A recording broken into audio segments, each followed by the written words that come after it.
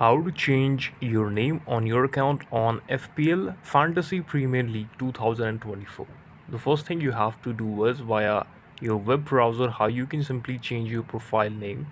So for this, log into FPL account with your email ID and then your password.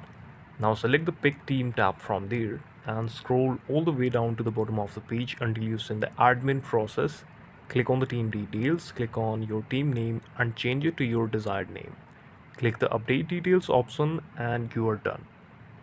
Via FPL app, how you can do it is open the Premier League app and log in if necessary. Click Fantasy and then scroll down until you find the help and rules option. Find managing your team option from there. Click on change my team name from there. They should take you to the browser where you can now follow the steps above and do the same thing. So this is the steps how you can actually do and solve this problem and change your name successfully on your game.